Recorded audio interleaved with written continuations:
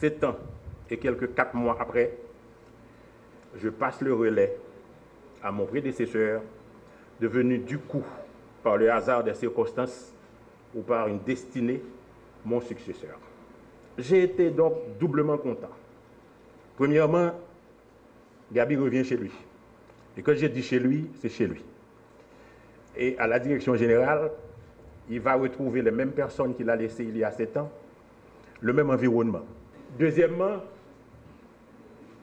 il revient chez lui, il connaît la cour et la plupart des gens de la cour le connaissent. Donc, je n'aurai pas cette obligation qu'il a eue de me faire visiter la cour et me présenter à tout le monde. Gabi, tu es chez toi. Chers amis, chers collaborateurs du niveau central, départemental et au-delà, les milliers d'employés réguliers, contractuels qui font marcher le système, je n'ai pas de mots pour vous remercier.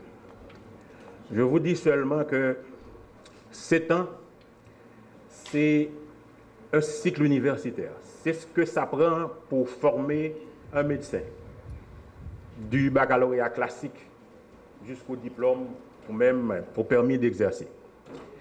Donc, après 7 ans, je ne me considère pas seulement comme un ex-DG du ministère, mais je me considère aussi comme un gradué de cette grande université qu'a été pour moi le ministère de la Santé publique et de la Population.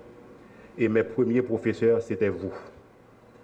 Merci de m'avoir appris, merci de m'avoir enseigné, mais surtout merci de m'avoir permis certaines fois de rentrer en moi-même et de faire mon auto-jugement.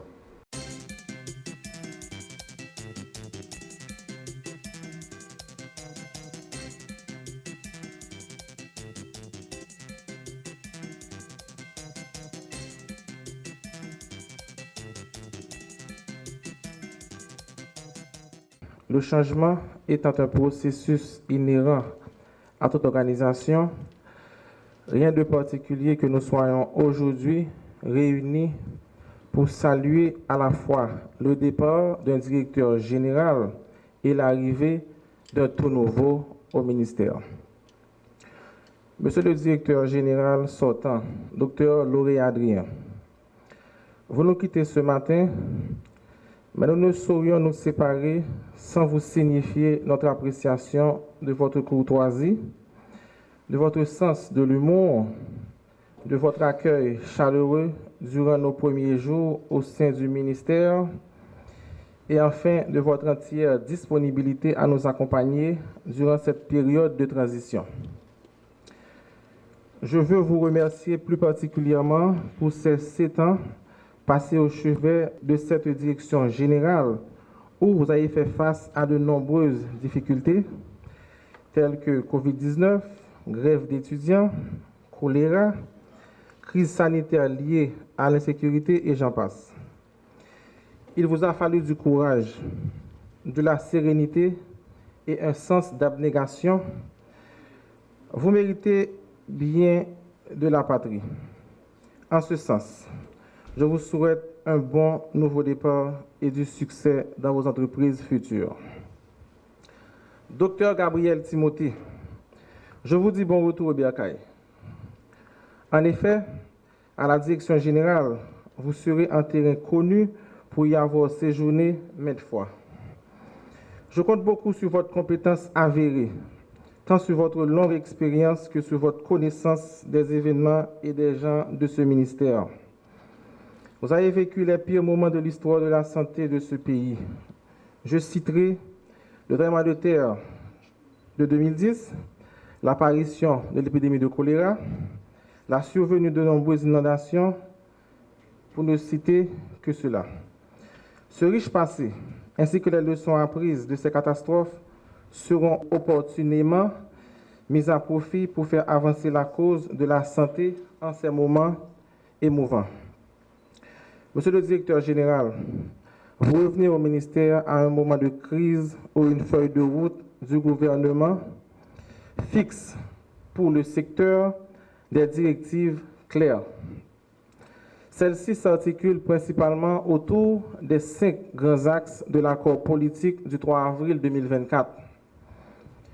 Qu'il me soit aussi permis de souligner pour vous l'engagement formel pris par le Premier ministre Gary Conille, auquel nous sommes liés pour engranger des résultats probants au niveau de tous les chantiers. À cet effet, notre principal défi sera la mise en œuvre réussie des axes relevant du secteur santé. En peu de temps, j'ai appris à prendre la mesure de la charge reposant sur les épaules d'un directeur général. Il doit superviser des unités, des directions techniques et administratives, des directions départementales, des centres hospitalo-universitaires. Toutefois, nos sages proverbes créoles nous enseignent que yon seul doit pas manger qu'à la loup. Et puis, met en pile, chaille pas l'eau. Je convie donc toutes les entités à se ranger de manière disciplinée et ordonnée autour de la direction générale afin de mener à bien notre mission qui vise à répondre aux besoins en santé de la population haïtienne. Docteur Gabriel Timothée, soyez rassuré de mon engagement politique, de mon entier support et de ma ferme volonté à opérer tous les changements nécessaires pour parvenir à la sécurité sanitaire et au bien-être de la population.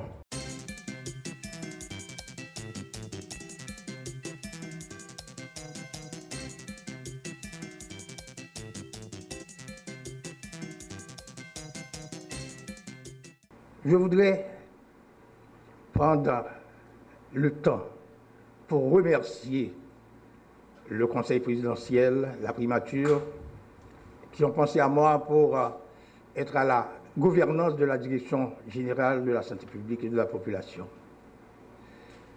Je remercie ma famille et tous mes amis qui m'ont supporté dans le choix de cette décision critique à un carrefour particulier de la vie nationale.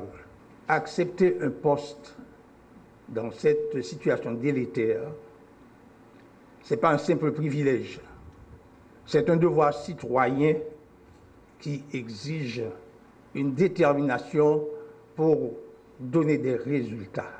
Le temps n'est pas à la parole, le temps est à l'action. C'est la troisième fois que j'occupe le poste de directeur général. Et comme l'a dit mon ami Loré, c'est comme une répétition. Mais je dirais en tant que musicien, c'est une symphonie inachevée. Le docteur Loré a fait face à des situations assez particulières, assez difficiles, mais il a pu surmonter certains obstacles. C'est pourquoi je pense que nous n'allons pas ramasser des débris, mais peut-être articuler certaines pièces qu'il avait pu rassembler. Le résultat, c'est exactement ce qu'attend la population. Les attentes sont multiples. Nous avons plus d'une trentaine d'institutions qui ne peuvent pas fonctionner, soit par vandalisme, soit par départ forcé de nos cadres, ou, je dirais, par manque de matériel. Et, il faut dire le mot, en raison de l'insécurité galopante. Quand nous avons décidé de revenir au bercail, nous avons mesuré l'ampleur des enjeux et des défis. Ce n'est pas l'époque où il y avait à résoudre uniquement des grèves du personnel, des grèves de médecins, d'internes, etc. Mais maintenant, c'est une situation qui nous interpelle.